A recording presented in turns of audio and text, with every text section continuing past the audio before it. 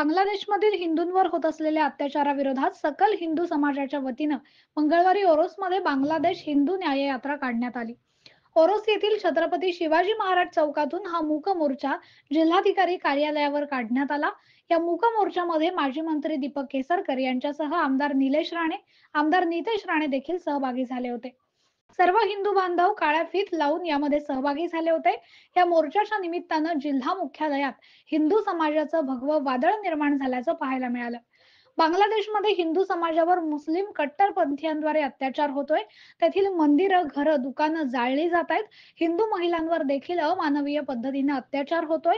याचा निषेध करण्यासाठी सकल हिंदू समाजाच्या वतीनं मंगळवारी हिंदू न्याय यात्रा काढण्यात आली. या यात्रेमध्ये माजी मंत्री दीपक केसरकर यांच्यासह आमदार निलेश राणे, आमदार नितेश राणे यांच्यासह भाजपचे जिल्हाध्यक्ष प्रभाकर सावंत, शिवसेना जिल्हाप्रमुख दत्ता सामंत, उपनेते संजय आंग्रे, भाजपचे जिल्हा उपाध्यक्ष अशोक सावंत यांच्यासह भाजपा शिवसेनेचे पदाधिकारी आणि कार्यकर्ते उपस्थित होते.